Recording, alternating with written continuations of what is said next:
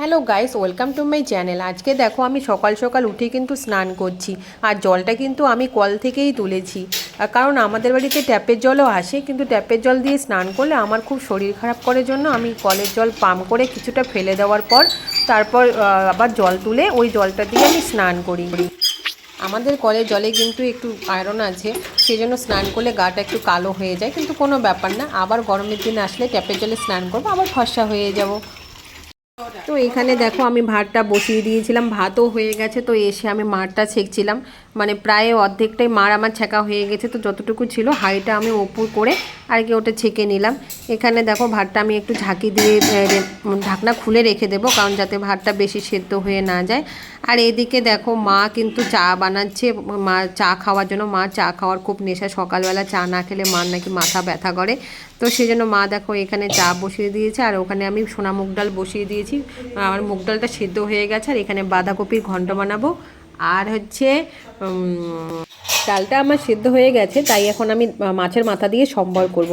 আমি ভেবেছিলাম আজকে হয়তো বড় বড় মাছ আর মাছের মাথা নিয়ে আসবে, তো মুড়ি ঘন্ট বানাবো, মাছের ঝোল বানাবো। কিন্তু আমার বর আজকে বাজারে যায়নি, অনেক কাজ ছিল জন্য যায়নি। তো যাই হোক, আমি আজকে মাছের মাথা দিয়ে মুগ ডালটাই খাবো, কারণ আমি অনেক দিন থেকে মুগ ডাল খাই না মাছের মাথা দিয়ে। আমার খুব ভালো লাগে খেতে, আর খুব টেস্টিও হয়। কিন্তু এরা কেউ খেতে চায় না জন্য আমি বানাতে পারি না, জানো। তো যাই হোক, দেখো মা চা কিন্তু হয়ে গেছে। মা চাটা হয়ে গেলে আমি এই কড়াইটাতে করে আবার বাঁধাকপিটা বানাবো। বাঁধাকপিটা বানানো হয়ে গেলে তারপর আমার বরকে খেতে দিয়ে তারপর আমিও হয়তো খাবো। আমি কিছুক্ষণ পরে খাবো, আমার দেরি আছে খেতে। আমার আরও অনেক কাজ আছে, তোমাদেরকে সেই কাজগুলো দেখাতে পারবো না, কারণ এই কাজ সব কাজ তো দেখানো সম্ভব না। যতটুকু দেখানো সম্ভব ততটুকুই তোমাদেরকে দেখাচ্ছি। প্রত্যেক দিন সকালে উঠে রান্না করতে করতে আমার অভ্যাস হয়ে গেছে। এখন যদি কেউ আমাকে রান্না করতে বলে, আমি আধা ঘন্টায় সব রান্না করে খাওয়াই দিব সবাইকে। মানে এত স্পিড হয়ে গেছে আমার রান্না করতে করতে, কারণ আমার বর সকালবেলা উঠে খেয়ে চলে যায়। তো আমাকে সকালে উঠেই রান্না করতে হয়, বসিয়ে দিতে হয় রান্না আর কি। সবজি কাটতেও আমার বেশি সময় লাগে না, 5 মিনিটে আমি সব সবজি রান্না রান্না কাটা সব করে দিতে পারবো। তো এখানে দেখো ডালটা আমি সম্বার করবো মাছের মাথা দিয়ে, উফ সেই লাগবে খেতে। তো এই দেখো চিড়েগুলো, এগুলো কিন্তু আমাদের বাড়ির ঘরের চিড়ে। ঘরের চিড়ে বলতে ধানগুলো আমাদের ঘরের, আর চিড়েটা কিন্তু মিল থেকে ভাঙায় নিয়ে আসা হয়েছে। চিড়েটা কিন্তু খুব সুন্দর হয় খেতে। এটা হচ্ছে আমাদের ঘরের চালের চিড়ে, তো টেস্টি হবে না। এখানে দেখো রেশনও দিয়েছে। তো এত আজকে সারাদিন সবাই ব্যস্ত ছিলাম সকাল সকাল উঠে।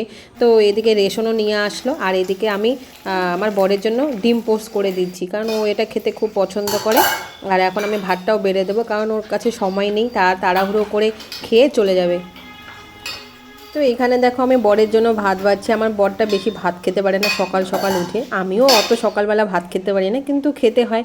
ভাত না হলে ঠান্ডা হয়ে গেলে ভাত আর খেতে ভালো লাগে না। মাছের মাথা দিয়ে মুগ ডাল, বাঁধাকপির ঘন্ট, আর হচ্ছে ডিম পোচ, সব খেয়ে নেবে। আমার বর খেয়ে চলে যাওয়ার পর এখানে দেখো আমি জল গরম করছি ইলেকট্রিক কেটেলে, কারণ গরম জল ছাড়া আমি খেতে পারবো না। আমার বর খেয়ে চলে যাওয়ার পর দেখো আমি এখানে জল গরম করছি, কারণ ঠান্ডা জল খেলে আমার গলায় ঠান্ডা লাগবে জন্য আমি গরম জলই খাই। আর এটা আমার অভ্যাস, সকালবেলা উঠে গরম জল খাওয়া, ঠান্ডা জল আমি খেতে পারি না। একটু জল গরম করছি ভাই, তো স্থিরভাবে দাঁড়িয়ে থাকতে পারছি না। এদিকে চুলকায় তো ওদিকে চুলকায়, এটা কি যে হয়েছে আমার জীবনটা আমার ধনিয়া পাতা হয়ে গেল। কারণ সকালবেলা উঠে প্রত্যেক দিন আমাকে রান্না করতে হয়, আমি খাওয়ার টাইম পাই না। প্রত্যেক দিন আমার হচ্ছে 10টা 11টা বেজে যায় আমার ব্রেকফাস্ট করতে। তাহলে বলো আমার শরীরের কি অবস্থা হবে, তোমরাই বলো। এত নাটক আমার ভালো লাগে না ভাই, একটু আরামের জীবন উপভোগ করতে পারছি না। দেখো এখন জলটা গরম হলো, কতক্ষণ পর জলটা গরম হলো, তারপর আমি এখন জল খাবো, আবার বসবো, তারপর হচ্ছে ভাত নিয়ে বসবো খেতে।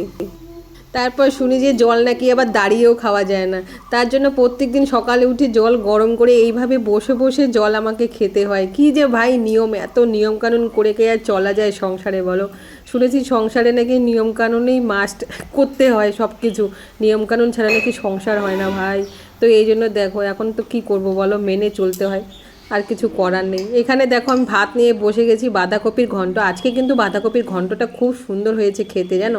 কারণ আমি প্রত্যেক দিন এক একভাবে মানে ট্রাই করি রান্না করার জন্য। প্রত্যেক দিন আমি কিন্তু বাঁধাকপির ঘন্ট বানাই না, কোনো দিন ভাজা বানাই, কোনো দিন ঘি দিয়ে বানাই, কোনো দিন তেল দিয়ে বানাই, অনেক কিছু দিয়েই বানাই। তো এখানে দেখো মাছের মাথা দিয়ে মুগ ডালটা বানিয়েছি, খুব সুন্দর হয়েছিল খেতে। আমার বর বলেছিল যে খুব সুন্দর হয়েছে খেতে, তো আমি বিশ্বাস করিনি।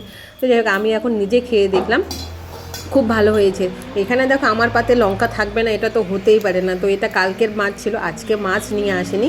কালকে রাতে মাছের ঝোল করা হয়েছিল, তোমাদেরকে দেখানো হয়নি। তো আজকে আমি দেখো মাছের লেজটা তো কেউ খায় না, তো ওটা আমার ভাগে থাকে, আমাকে খেতেই হয়। আমার যদিও মাছের লেজ খেতে পছন্দ হয় না, কিন্তু উপায় নেই, খেতে হয়, কারণ এরা কেউ খায় না, তো ফেলে দিতে হয় জন্য আমি খাই। আর দেখো লঙ্কা, লঙ্কা ছাড়া ভাই আমার জীবন চলে না, যাই হয়ে যাক না কেন লঙ্কা ছাড়া আমি এক মুঠো ভাতও খেতে পারি না। এটা আমার অভ্যাস, ছোটোবেলার থেকেই আমি লঙ্কা ছাড়া খেতে পারি না। লঙ্কা হলেই যেন আমার খাওয়াটা শান্তি হয়।